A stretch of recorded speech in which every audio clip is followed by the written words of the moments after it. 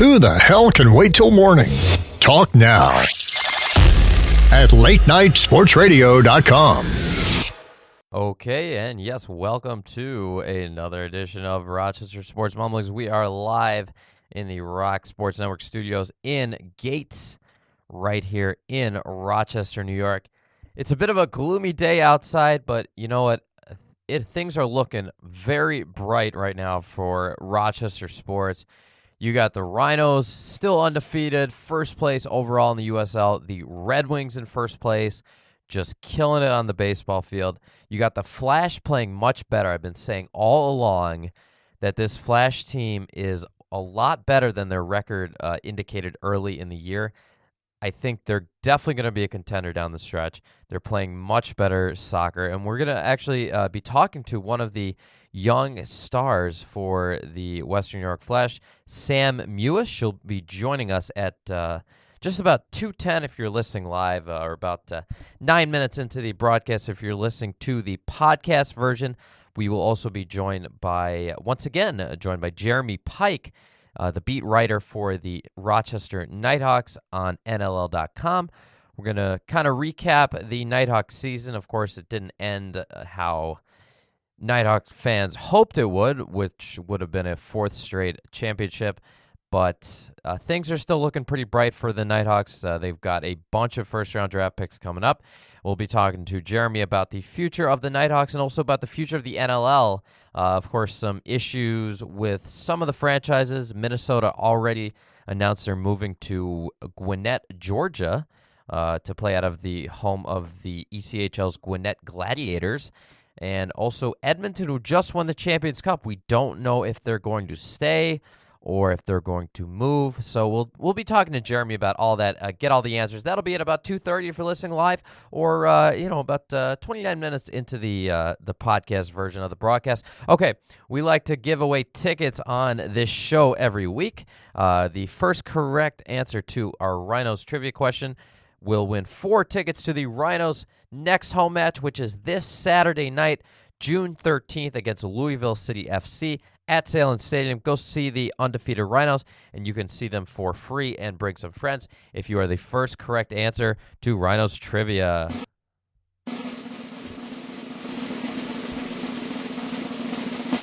The Rhinos are currently in first place overall in the USL with a 7-0-4 record.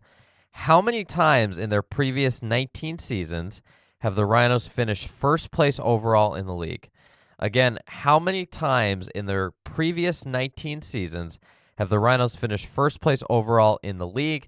First correct answer on our Facebook page gets those 4 tickets to the Rhinos versus Louisville match this Saturday night. Again, go to our Facebook page right now. Just search Rochester Sports Mumblings Facebook on Google, or simply facebook.com/sportsmumblings. Facebook.com/sportsmumblings. It could not be any easier for you to win 4 Rhinos tickets right now. It is, it's not the easiest question in the world, because I'll give you a little hint. The regular season championships were not all won in one league. Okay, that's your little hint. So you may have to do a tiny bit of research, or if you have a very good memory and you're an old school Rochester soccer fan, you might know off the top of your head. But first correct answer wins those 4 tickets. All right, it was a pretty good weekend. The Rhinos were off, but the Flash were home at Salem Stadium, and they came out with a 3-1 victory over the first-place Chicago Red Stars, who were previously unbeaten. It was Chicago's first loss. Sam Mewis, who will be joining us in just a few minutes, Elizabeth Eddy and Jamara Fields with the goals. At 3-1 now, the Flash take a 12-day Women's World Cup break. I'm going to ask Sam about this, but I'm really a bit confused as to why the NWSL would only take they say it's 12 days, but it's really just one weekend they're taking off, because the NWSL only plays on the weekends, with a few exceptions. There's a couple like Thursday games thrown in there. So they're really only taking one weekend off. I don't get it, because the Women's World Cup goes all the way until July 4th, okay? And, of course, the USA, although they have not won since 1999, they are one of the favorites, and most of the every single player on the Women's World Cup roster, with the exception of Abby Wambach, who took off this year in the NWSL, plays in the NWSL. And these are the superstars. The Flash lost Sydney Leroux and Whitney Engen, arguably their two best players. I mean, I would definitely say Sydney is their best player, and they won't get them back until after the World Cup. And you got to think there's a good chance that the USA will be in that final on the 4th of July. So I don't understand why the NWSL is only taking a week off. You would think they would want to take a couple weeks off to keep the focus on the World Cup. Last season, when the Men's World Cup was in Brazil, the MLS took, I think, 3 full weeks off, which I think is the right move if you're a domestic league, especially with the World Cup going on right north of your border. I mean, there's no Canadian NWSL teams, but Toronto and Montreal are pretty close to Rochester here where the Flash play. And I just think it would have been a better move for the league to take a couple weeks off to keep the focus on the World Cup. And then, you would have more time for your superstar players to come back and play in the NWSL. Of course, Sydney Leroux will be back playing for the Flash later this season, but if the Team USA makes the final, they'll be playing until the 4th of July, and we won't see Sydney back here until maybe the week after, the 11th, I think. So that's a lot of time without your stars. I just think it would have been better for them to take more time off. But the decision was not up to me. Maybe there's a reason for it. I don't know. The NWSL season is significantly shorter this year. They're only playing 20 matches. I don't know if it was a financial decision or if they want to end before college soccer season starts. I don't know what the reason is, but I don't understand it. Anyways, so yeah, the Flash are playing much better.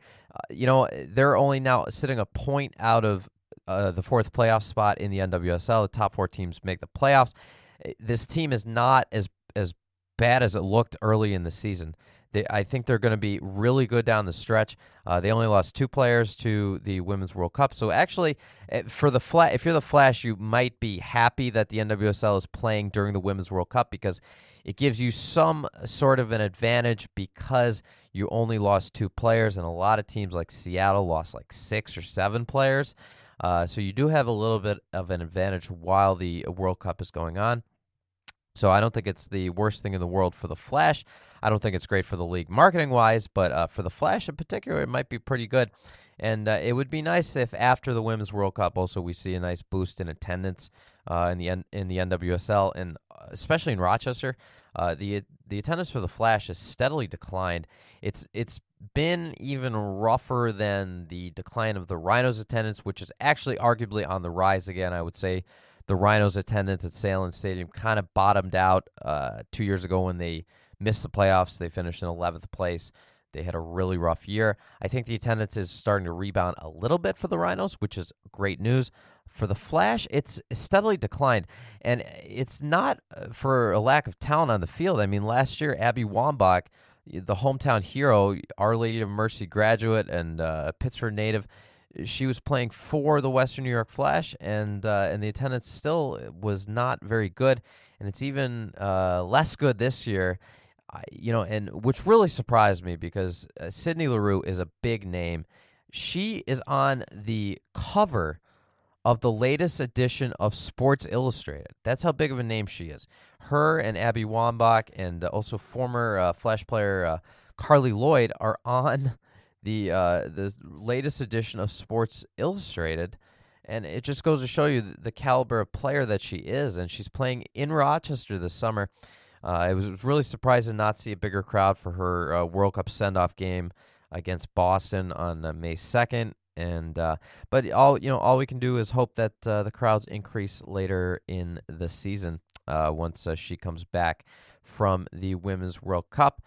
The Rhinos are going to be playing this weekend, and then they have their big Open Cup matchup against the Philadelphia Union in Philadelphia. That will be on Tuesday the 16th. John McCarthy may be the goalkeeper for Philly for that match. Of course, we talked to him last week on the show, which was really, really cool. And, we can only hope. I think for Rhinos fans, whether the Rhinos win or lose that match in Philadelphia, it's always tough to play a MLS team on the road in the Open Cup. Whether the Rhinos win or lose that game, I think it would be really cool for Rhinos fans to see their own former keeper, John McCarthy, play in that game. I think that would be really, really cool. Whether the Rhinos win or lose as well, because it's not the easiest thing in the world to play against John McCarthy. We now have on the line joining us the superstar rookie sensation for the Western New York Flash, Sam Mewis. Sam, thank you for joining us.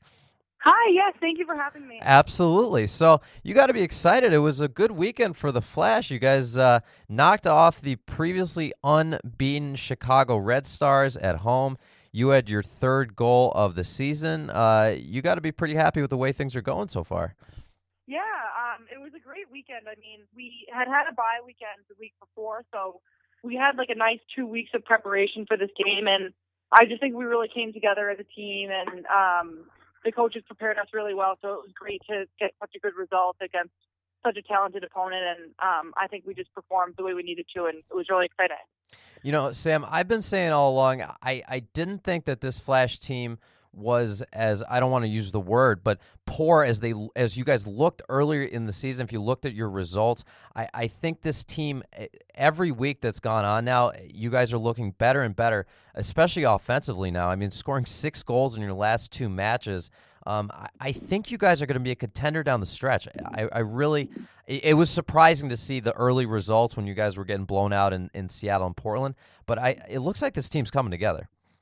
Yeah, I agree. I mean, I think that the way the team was set up, we had so many new people, we had so many rookies, and I just think it took us a little bit to get together and band together and honestly to really believe that we could do it. I mean, it was such a rough first road trip that I think that set us back in the whole, like, the team coming together thing. And as of late, it's only gotten better, and we've had time to kind of adapt to each other and to grow together as a unit. And I just think that has a lot to do with why we've been successful the past few weeks. And I just hope we can continue to get better and continue down the same road, and that it'll only go up from here.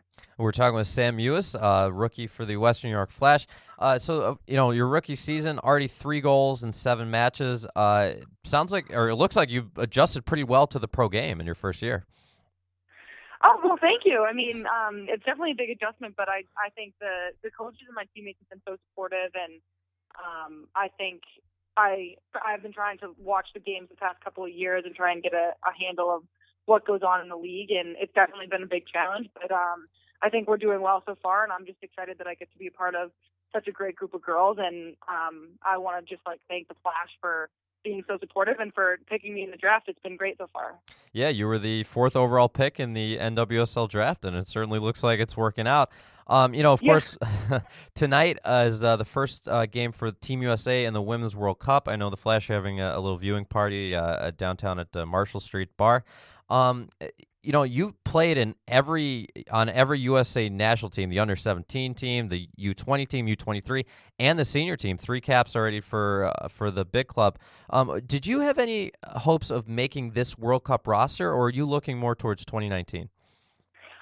I mean, I definitely had hopes of it. I was in camp this past December and January with the senior team, and I mean, I of course I wanted to, and I think I kind of understood that it was a long shot for me at the time, and I worked as hard as I could in camp, and there's just so much talent. I mean, for me to have broken into that group would have been such a huge accomplishment, and while I of course wanted to, I completely understand why it wasn't in the cards this year, and I have my eyes set on the Olympics next summer, and I'm hoping that that's an option for me, and I think that it's going to depend a lot on how I do this year with the Flash. So I'm just trying to stay focused and take it one game at a time with this team, and hopefully things open up in the future and we see what happens.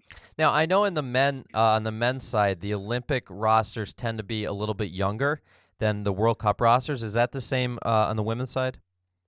I don't know. The men's, I think the U23 team goes. So I think that's like by a rule, and I don't think the women have that rule. And I guess you could say, like sometimes it might be a little bit younger. If people retire after this World Cup, it might open up some spots for some younger players. Right. But the roster also gets cut from 23 to 18. So from this World Cup roster, already 5 people won't make the Olympics, and that's a big deal. I mean, even if 5 people retire, then the roster could stay exactly the same. So, I mean, it could be, and I think it just is going to depend a lot on how this World Cup goes and how the team looks, and if anything changes with the coaching staff. Like, we just have to kind of see. And of course, your sister Christy plays for Boston in the NWSL.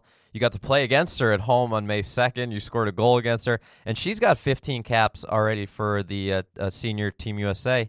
There's a chance you both could end up playing in the Olympics next year. Yeah, that would definitely be something. Christy and I have been talking about this for so long. I think I remember watching that '99 team win the World Cup with her and with my family, and I think for both of us, it's what we've always wanted, and it would be incredible to not only make the team, but to make the team with my sister. And I think we both hope that will happen someday, and we just kind of have to keep working for it and keep trying and keep playing these games with our club teams.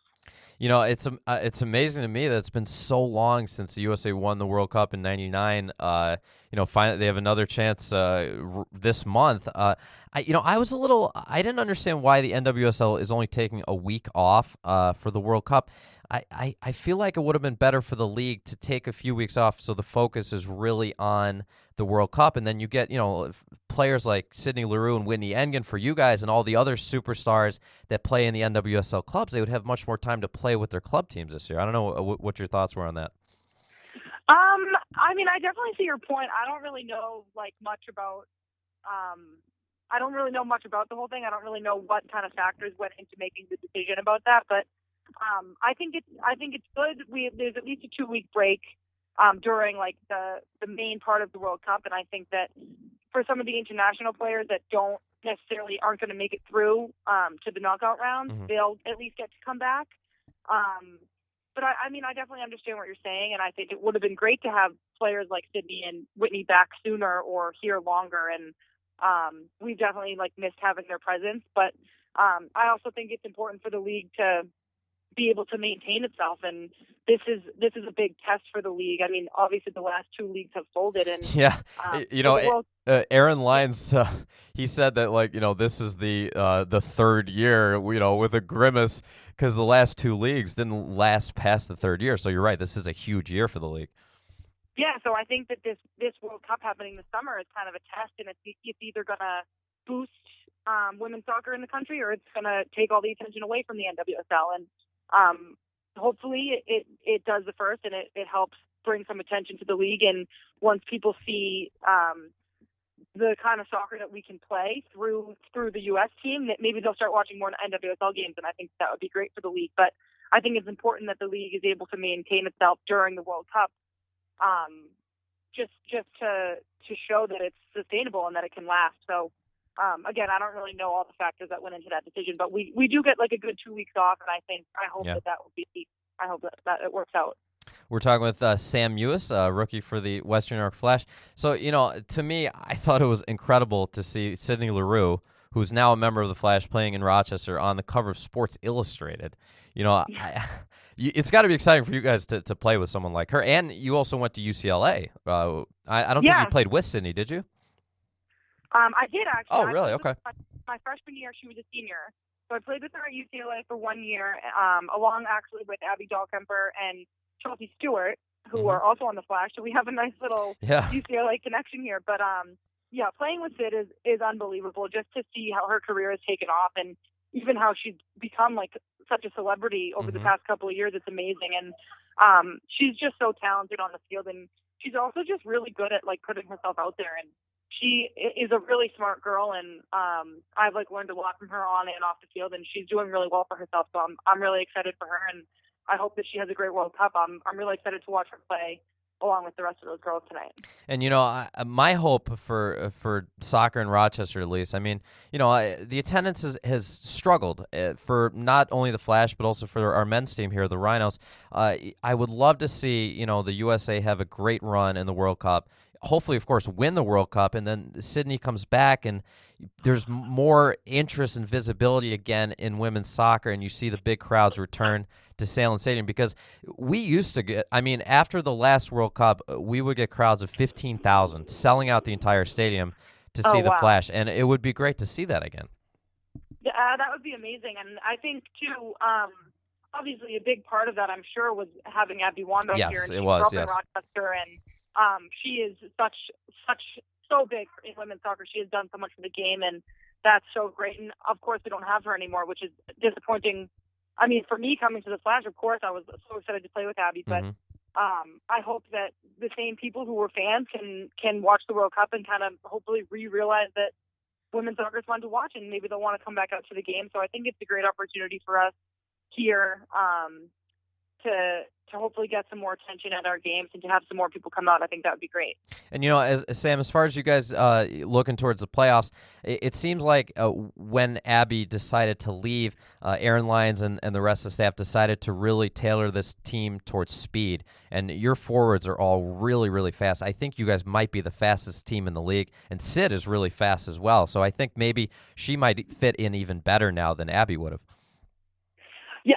I mean, I don't know. I don't want to speak necessarily to that. I think they're such different players, and they both bring such great attributes to the table. But I remember coming in early March, and the first thing they said to us is that we want to be fit and we want to be fast. And we've definitely focused on that, and I think it's a great weapon that we have. And I mean, having someone like Lynn Williams up top, she is probably one of the fastest players in the league, and it makes my job so much easier as a midfielder. I can just play her through, and I know she's going to get on the end of it, and it's been great. I think the coaches have done a great job hand-picking players and people who are going to play well together, and speed has definitely been a big factor in that. Well, Sam Mewis, you're having a wonderful season. It's really fun watching you. Thank you so much for joining us. Enjoy.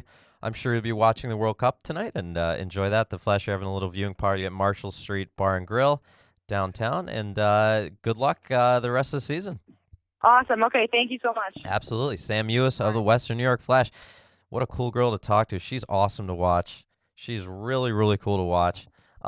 She's going to be a star, I think, in the NWSL for many years to come, and I'm quite sure she'll be playing for the USA in the 2019 World Cup, guaranteed.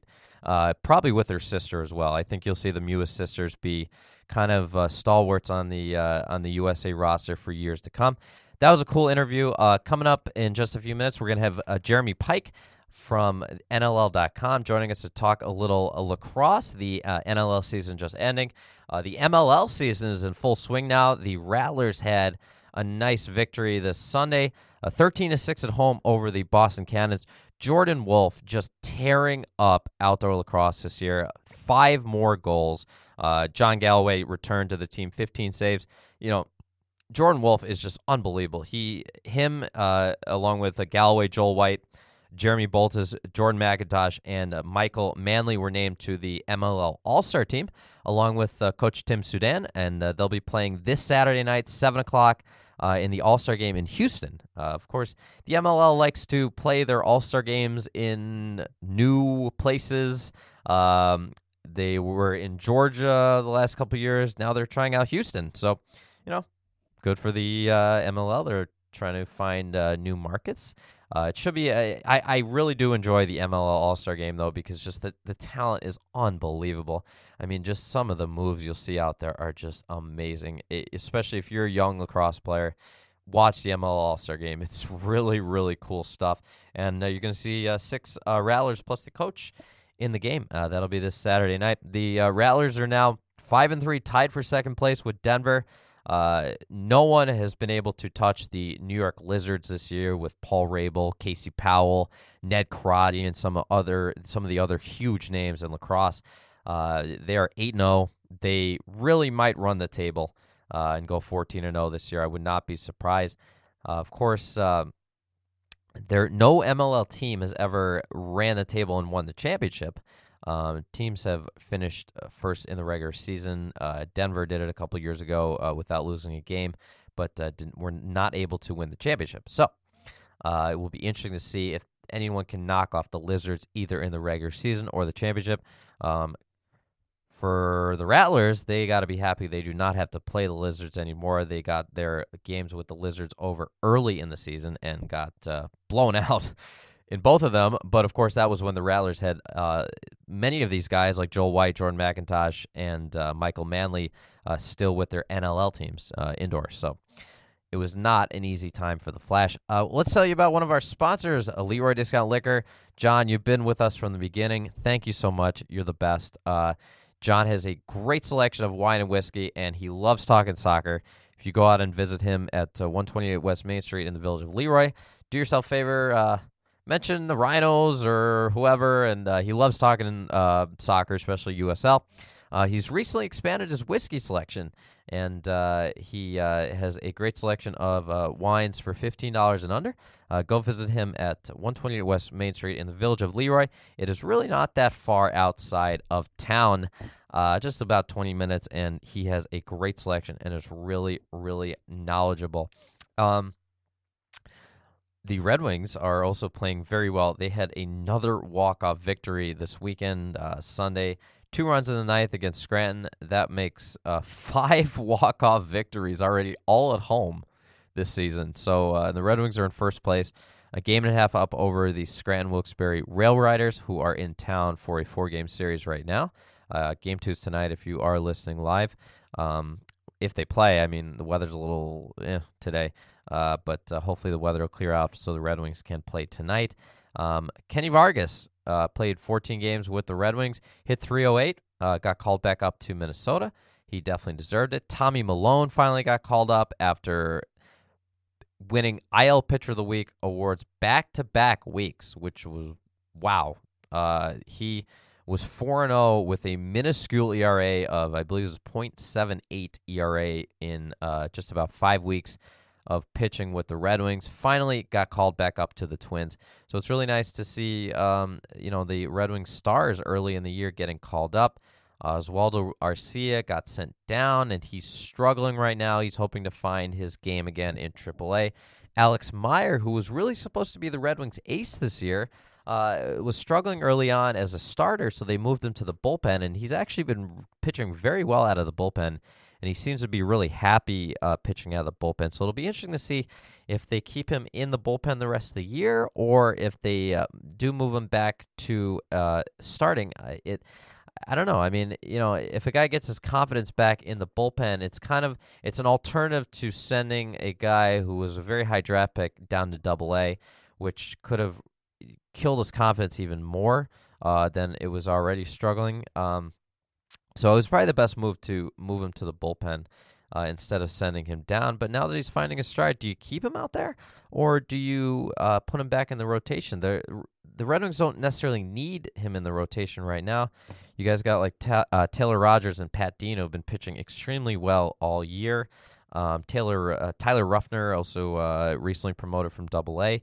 He's been pitching pretty well. The Red Wings pitching has been pretty well overall this year. Their ERA is a little skewed. They're towards the bottom of the league still in ERA, but that's because they had some big games as far as runs allowed. Where they are allowed 8 or 10 runs.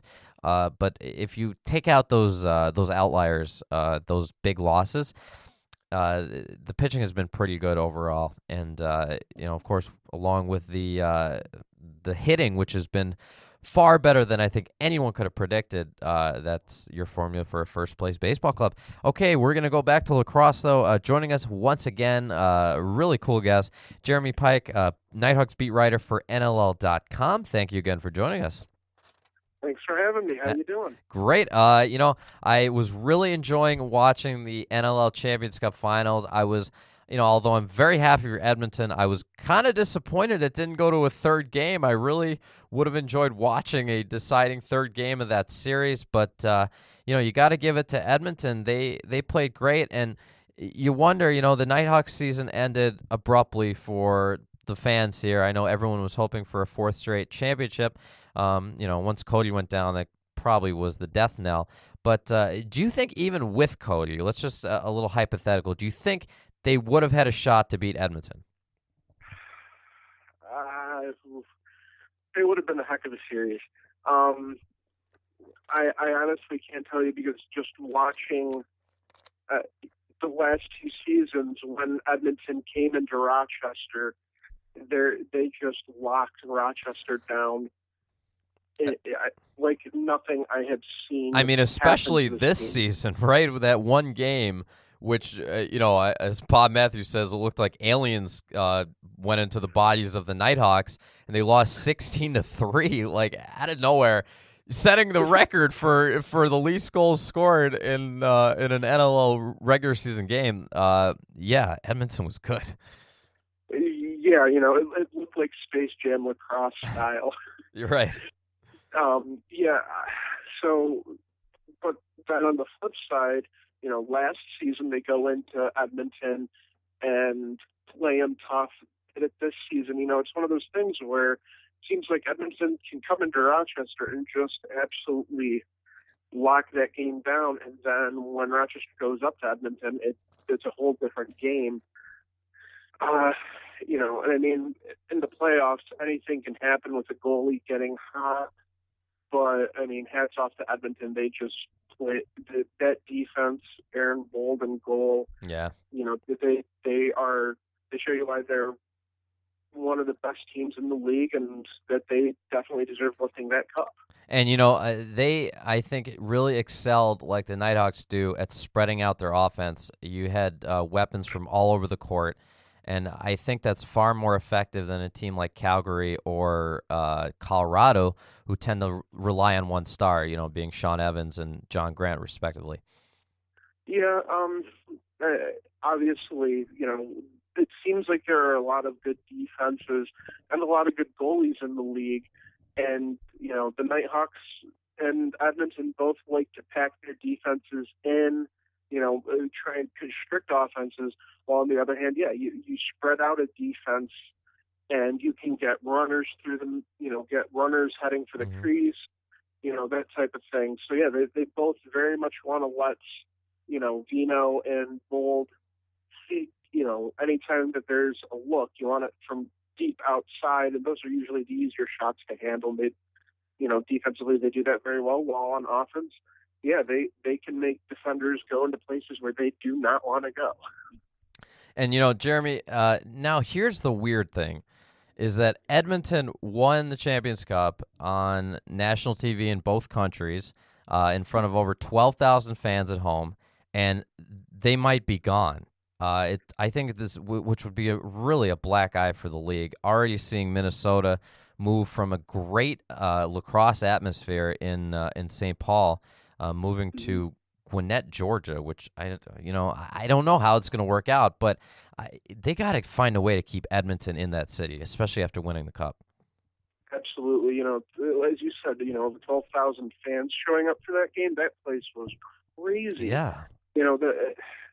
It would not be a good look for the NLL to have, and I mean, that game just from start to finish was epic. Oh, it was one of the most exciting games to watch on television I've seen in a while.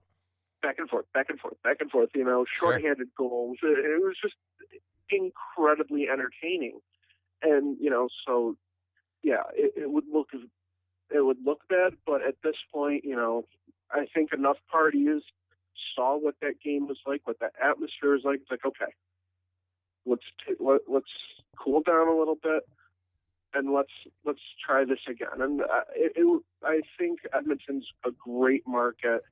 They've got really good fans. That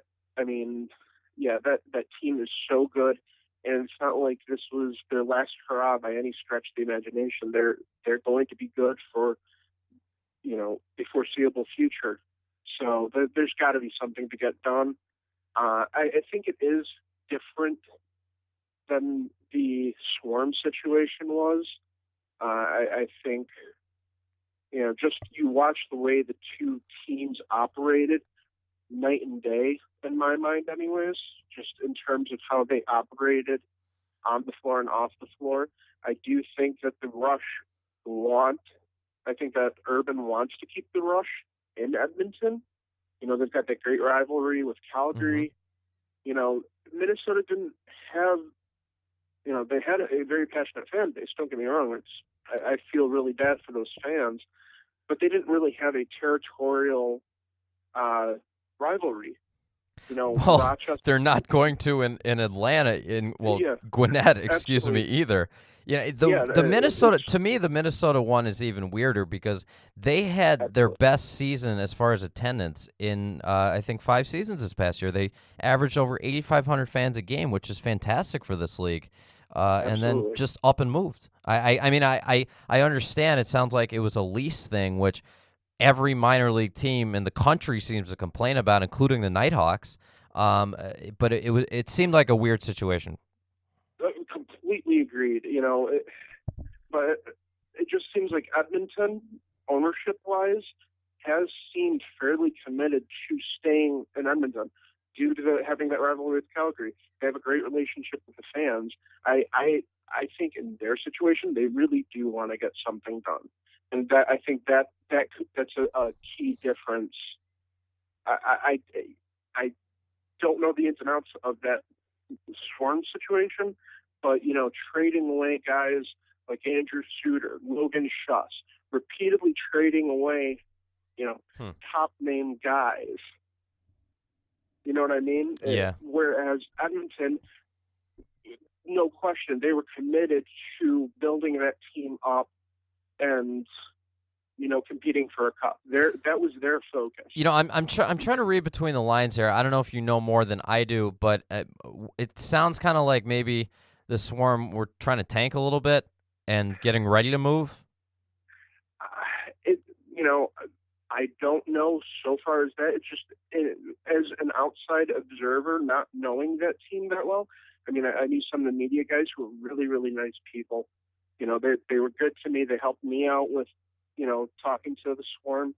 But in terms of what the on the field decisions, in terms of their roster and everything, it just was odd. Suter was a fan favorite. Trade him. Yeah. Logan Schuss, guy who's going to, who's already on the verge of being a star in the league, could be superstar status, shortly.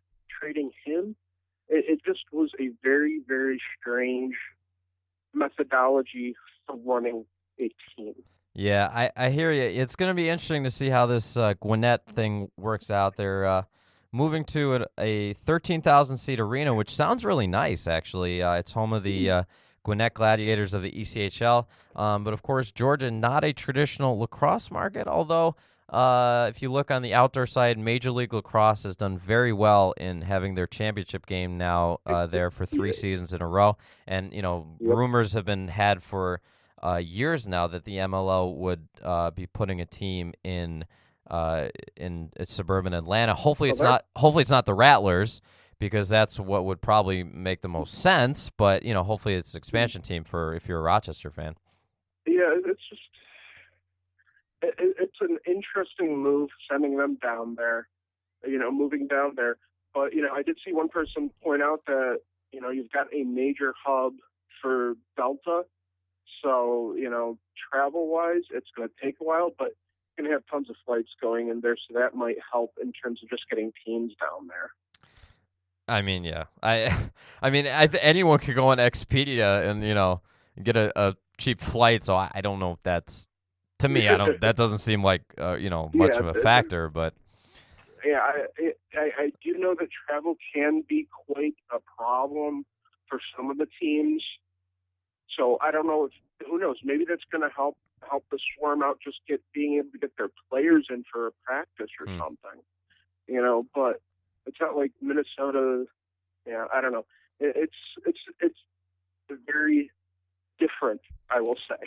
It will definitely be interesting, and then of course now this league is changing very quickly. If the Edmonton Rush can't find a way to play in Edmonton again, and the problem, of course, is that they don't have an arena to play in right now. Rexall Place is closing. I don't know if they're going to knock it down or not, but it sounds like they're not really going to be allowed to play there anymore, and they weren't invited to play in the new arena that the Oilers and Connor McDavid are going to be playing in. So they may not have a place to play. And then, of course, the biggest rumor is that they'd move to Saskatoon, Saskatchewan. So now, let's say if that happens, you're going to have, in the last 2 years, 3 teams moving from major markets to smaller markets. You had Philadelphia move to Unkinsville, Connecticut. You had St. Paul, Minnesota move to Gwinnett, Georgia. Now you may have Edmonton move to Saskatoon. Rochester used to be the only small market in the league. It looks like that's rapidly changing. Absolutely. And, it could actually, in a strange way, be a good thing for some of these teams to be going to a smaller market, because they won't be competing against, the big show in town. Right. There aren't going. Maybe we won't have as many scheduling conflicts. Maybe the NL will be able to say, okay, we want these dates, and they will get them.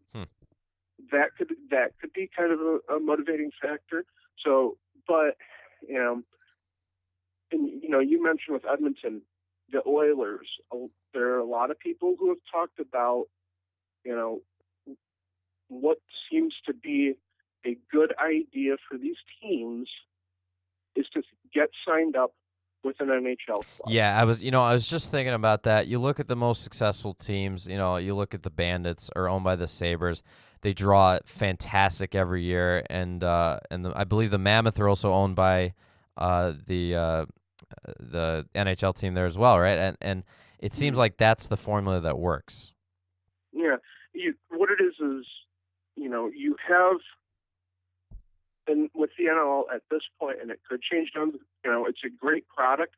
Just seems like it doesn't have the market penetration that we would all love to see. So you have to have people who are committed to putting money in rather than doing this as we want to make money off of it. And if you have an NHL owner, who is making money through the NHL, and there's no question there, if they can either get a deal with an NL team or take over ownership, there's going to be no issues with the building, obviously. You don't have to worry about that, and they're not so concerned about having to make decisions based around money. They can invest in their club. They can invest in the league, that type of thing. Jeremy, go ahead. A good example to me of that is the Lake Erie Monsters, the AHL team in Cleveland. When the AHL first came back to Cleveland after like a 40-year hiatus, it was they played at the Gund Arena there. The Cleveland Barons, they drew horribly. There would be 400 fans there for some games. That team went away. The Cavs decided to give it another try. The Cavs, with the biggest pockets you could imagine, when they got an AHL team in there, they put all the marketing efforts that they had into that team, and now they're one of the best drawing teams in the AHL. They draw 16,000 people some nights for minor league hockey. It just seems like when you have those deep pockets, it's so effective. Absolutely, and I mean, look at the Knighthawks. Okay, it isn't like they've got they're not attached to any big league team, but Mr. Stiers is committed to this team. He's not concerned about attendance might not be so great right now. He appears to be 100% committed to putting the best product out on the field here in Rochester, and he does really nice marketing for it. The buses to go up to Toronto. It was so funny. They originally, I think, they're going to have 1 or 2 buses, season ticket holders only. They ended up opening it up because there's such demand. They sent 5 bus loads of people up to Rochester, up to Toronto to go watch the second game. Yeah, so it's really awesome. Owners like that. Yeah, and speaking of the Knighthawks, we're talking to Jeremy Pike, Knighthawks beat writer for NLL.com. Obviously disappointing that they weren't able to make it back to the championship round this year. But you got to think they're in a pretty good position going forward. I mean, I think most of the core should be under contract, and they have a bunch of first-round draft picks coming up. One question I had, I didn't think it was – I didn't understand why they passed over Miles Thompson, who had an amazing year with Minnesota, to draft Jeremy Noble, who they kind of knew, or should have known at least, was not going to play on the East Coast. Of course, they traded him and did get some draft picks out of it. In hindsight, what do you think? Was it the right move to pass over Miles, or could he have been a good asset? Well, in hindsight, until we know how the draft picks that they got back play out, there's no argument that getting Miles would have been the right move because he would have come and play. Yeah. But I do think that prior to drafting Jeremy Noble, they thought he was going to come and play. From what I understand, they did talk to him. I think what it was after he got drafted, then he got the job offer in Denver. So that I think, at least on the surface, appears to be the crux of the problem, was getting that job offer right where he was. Do you think maybe that Jody Gage and the Knighthawks brass thought that they didn't want to bring in another superstar or potential superstar to because you already have Cody Jamieson? They think you can have too many stars on a team and it could hurt cohesion. Do you think that could have been a factor? No. Okay. I say that with confidence because I look at the makeup of this roster. Everyone talks about Cody Jamieson, Dan Dawson. They brought back Jordan Hall. Yeah. They have what it is they look for guys who are going to buy in. And you look at some of these guys, they could go to another team and be the top dog. Yeah. But what Rochester offers over a number of the teams is, we have a winning way, 3 straight championships, really hard to argue the results on the field. They have a coach in Mike Hazen who has been through it. He won a cup as a player. The players respect him. When he talks, they listen because he's speaking from experience. You look at it, Cody Jamieson, okay, he'll go out and have a 5-goal night, but then he's going to turn around the next night and have 7 assists and only 1 or 2 goals. Okay, yeah, he's a superstar, but I've talked to him after a game where Stephen Keogh has 5 goals. Does he care that he didn't get the goals? Absolutely not. These guys are 100% committed to doing whatever it takes to win. They don't care who gets the glory, who gets the individual glory, because they know it's going to put them in a position to win. So no, I honestly don't think it had anything to do with not wanting the superstar. I mean, Jeremy Noble in his first game with the Mammoth, I think, had 7 points. Oh wow, okay. So that's nothing to scoff at. Yeah, they fully expected that they were trading up to get a superstar. Okay. We're talking with Jeremy Pike from NLL.com. Sean Evans, 130 points in the regular season, then 18 more in the playoffs. Best offensive season in NLL history? It's up there. I mean, you got to think, you think it back to John Grant, had a couple with the Knighthawks during his prime. Johnny Tavares had some unbelievable seasons, Colin Doyle. But, I mean, I know now with an 18-game season and the longer playoffs, it's harder to compare. But to me, I think greatest offensive season by an indoor player ever. Yeah, and there's certainly the argument to be made, and I don't think there's that. If anybody shoots you down without actually hearing out an argument, that's just because they already have someone in mind that they are absolutely 100% tied to. You do bring up the 18-game season, so it does give you the opportunity to pad your stats, but by the same token, that means you've got 2 more games that you need to be physically prepared for and be able to play in. So yeah, there's definitely, that's a double-edged sword with that argument. There's, he's got 2 extra games. Yeah, but he has to play in 2 extra games. He's got to be healthy for those 2 extra games. It's definitely one of the best. I am not qualified to put a stamp on it and say, yes, best offensive season ever, but it's definitely up there. There's no question. It was impressive to watch him putting in work after, all his, his time in the league, and he's still putting out, putting out a season like that is unbelievable. Yeah, and another former Nighthawk, John Grant. I don't know how he keeps doing it. He had a 91-point season. He's now 40 years of age, and now he's playing in the MLL again. He seems like he never stops. That's when you have a guy who is absolutely in love with the game that he plays. Very true. And you watch him play, and yes, he's working hard out there, but you cannot tell me that guy is not having so much fun. Yeah. Because some of those goals he scores are just ridiculous, and he's scoring them at the age of 40. It's like, how did you do that? It's just somebody who's out there having fun and thinking he can do whatever he wants, and until someone can stop him, 91 points speaks for itself. To me, he's got more a larger kitchen full of moves than any player I've seen in the NLL ever. I mean, just every year you see new highlight reel goals. You're like, what was that? Like between both legs, over the shoulders, like, wow. The one-handed behind the back shot. I mean, who else does that? Like he can do it. It's just incredible. That's what happens when you have a Kichi veteran who just has the utmost belief in himself that he can do whatever he wants. Yeah. It was so funny watching the Mammoth social media channels. He was doing a game of horse with one of the other players, and the absolute insane stuff that they were doing. Yeah.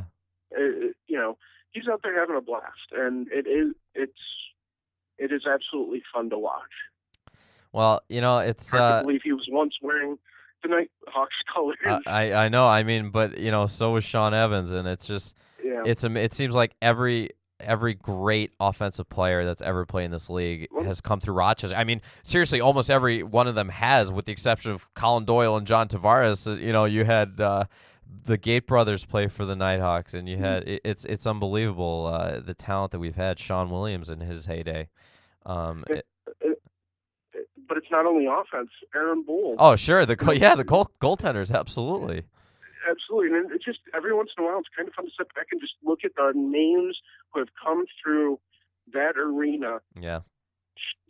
Put on the colors, and it's just mind-boggling to that we have been. You can say that we as Rochester Nighthawks, observers, fans, what have you, have been blessed to watch arguably some of the best players to have ever played the game come through our little arena. Yeah, absolutely. In downtown Rochester. Absolutely, it's fantastic, and it's a shame that the season's over. I mean, it is though mid-June now, so it's probably about time. But November will come around soon enough, and you'll be keeping busy this summer, still writing for NLL.com. I'm actually going to be on a little bit of a hiatus, but come September, I will actually be heading down the thruway to the Syracuse area and the Onondaga Nation, because they're bringing the World Indoor Lacrosse Championship. Oh, that's for the right. first time ever That's coming to here. Native lands. That's right. I totally forgot about that. So that's in September. Yep, that's September, and this is going to be absolutely crazy to watch. Very cool. There's Team Canada has 7 Nighthawks playing. Coach Hazen's going to be coaching the English team. Stephen Tito is going to be playing for Team Ireland. It would be Wait, why is Keogh playing for Ireland? He was born in Toronto, but I guess his family is originally from Ireland, so he can actually suit up and play for them. Huh. And there's actually going to be 2 NLL players, along with Andrew McBride from Calgary, I believe, is actually going to be suiting up for Ireland as well. So that'll be actually kind of fun to watch those guys square off. And then we might even, Joe Walters and Joe Rositaritz, who knows, they might be playing for, the red, white, and blue come September. So anybody out there who's a lacrosse fan, you got to check this out. The World Indoor Lacrosse Championships, it should be a lot of fun. And I think that's going to be at their little hockey arena on the Onondaga Reservation there, right? Most of the games are going to be there, and I believe the semifinals and the finals are going to be actually at the Carrier Dome. Oh, really? they're going to be setting up right in the Carrier Dome for the Wow. finals. Yeah, so Very that's going to be a cool. lot of fun too. Wow, that's a great idea. I thought you would say the On Center downtown, but wow, that's even better. Absolutely. All right, very cool. Jeremy Pike, beat writer for the Knighthawks on NLL.com. Fascinating as always. Thank you so much. And it's a long off season, but good thing we got a lot of Major League Lacrosse and all that to watch. And lacrosse is a year-round thing nowadays, so not to worry. Absolutely. And there's also the Canadian leagues up north where you can see a number of the NLL players playing box lacrosse year-round. So definitely, thanks for having me on. I really Absolutely. appreciate it. Jeremy Pike, NLL.com. Thank you so much. All right, and we have just a few minutes left here. Let's tell you about some of our sponsors. Joey's Place, our former co-host Mark Sotili, also goaltender for the Rochester Lancers, the ageless wonder. He has she's a car mechanic, and he has an awesome shop at 936 Portland Avenue, where you can find $15.95 oil changes if you mention the show, Sports Mumblings, serving the community for over 5 years.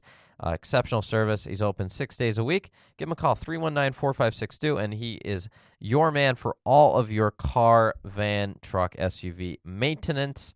The most reasonable prices in all of Rochester. Trust me, I go to him for all of my car repair needs. Rochester Sports and Physical Therapy, too. 125 Red Creek Drive off of the Calkins Road exit in Henrietta is your home for all of your physical therapy needs.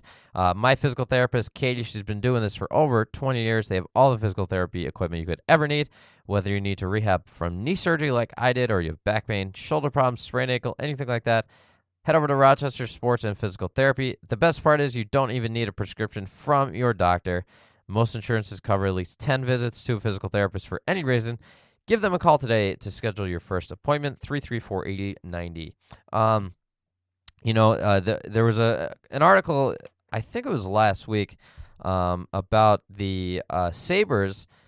They found out through whatever the local FOIA request thing is, the DNC did, that the Sabres had threatened, so to speak, to move half of the Amerks games to Buffalo this upcoming season. Ted Black, the Sabres president, now announced that the Amerks will play all 37 home games and then one additional home game in Buffalo. 37 home games in Rochester and then one in Buffalo. It seems like a political move. He did not say whether the Amerks would play in Rochester or in Buffalo in 2016-17. I can't see the Amerks moving to Buffalo, although if they did, it would be following a recent trend. Winnipeg putting their AHL team in their same arena in the MTS Center, and San Jose putting their AHL team in HP Pavilion down there in San Jose. So they would be the third team, but it would really, really alienate the Rochester fans, you would think. And I don't think the Sabres would want to necessarily do that, because there's a lot of season ticket holders for the Sabres that come from Rochester. Although, they could also say, hey, all right, we might lose a couple thousand fans here, but we're going to make more money by playing our AHL team out of our own arena. So it is possible. But I think it's more of a political move, because the Sabres really, first of all, the Sabres wanted to take control of the Blue Cross Arena. The city leases it out to SMG, which is a national, possibly international arena management company, and there's a lot of complaints because it's not a locally run operation. Frontier Field is locally run. Salem Stadium is locally run. Blue Cross Arena is run by this company that runs arenas all over the country. The food is terrible at the Blue Cross Arena compared to Frontier Field and Salem Stadium. The food is awful, and it's very expensive, and I think they could be doing a lot better. The Sabres probably could do a pretty good job with it. The city did not want to sell out to the Sabres, though. So it seems like the Sabres are pulling a political move here by threatening to move the Amerks. There's been discussions of a $38.5 million renovation to the Blue Cross Arena. Be the first renovation since '98. There was a 98-page report that came out, and I actually read a lot of it. And there's some pretty cool stuff that the city reached out to this consulting group, which goes around the country and looks at arenas and gives the municipalities an idea of what they could do as far as renovations. And there's some pretty cool ideas. They're talking about new club seats down by the penalty boxes, the quote courtside club, which would be movie theater style, really fancy seats with club service. They bring you your drinks and your food. A restaurant and bar on the end above the current party pits. New party pits, new party pits also on that same end. Super suites, which are just like super-sized suites that are more expensive than the regular suites. Valet parking. They recommended valet parking for all of the new super suites and party pits and all that kind of stuff. Marquees on the outside, like they have at Frontier Field, so they can advertise upcoming events. Improved dehumidification to improve the ice quality, which I think is a great idea because the Blue Cross Arena is known as having possibly the worst ice in the AHL. Because it might have a lot to do with the fact that it's so humid in the building all the time. And down the road, the Sabres are known for having maybe the best ice in the NHL. So I don't think they necessarily love their prospects playing on the not so good ice at the Blue Cross Arena. It's very warm in the Blue Cross Arena, and it's humid, and the ice quality is just terrible, even in the middle of the winter. And it's always been like that. It's a very old building, and that's one of the issues with it. So they would improve that. Also, the ice plant that makes the ice, they said needs to be replaced in 2 to 5 years. The technology is outdated, and that would also improve the ice quality. Also, they recommended a new machine that would improve the visual quality of the ice. In new arenas now, they're putting chemicals into the ice, which makes it appear clearer. If you look at like old videos of hockey back in the 70s, the 80s, the ice was very white. It's now they want it to look more aesthetically pleasing and be a little clearer, so you can see the ads and the red and the blue lines and all the markings on the ice underneath. So that's another recommendation they made. It's called a reverse osmosis water treatment system. Also, they recommend improving the diversity of the food and drink selection. They mentioned that the food and at least they implied that the food and drink selection at the Blue Cross Arena is somewhat stale, which it definitely is. It's it's basically the food selection of the Blue Cross Arena is no better than at a high school football game. It's hot dogs, pretzels, ice cream, and coffee and beer. It's nothing really that exciting. They recommended adding new restaurants and new specialized food stands in the arena to entice people to want to arrive at the arena early to eat and drink, which makes a lot of sense. I mean, in Buffalo, they have a better food selection, I think, and they also have some bars and some restaurants in there, so people will come early before Sabres games to eat and drink. And a lot of the NHL arenas and the newer arenas, definitely even the non-NHL ones, have a much better food and drink selection that the Blue Cross Arena does.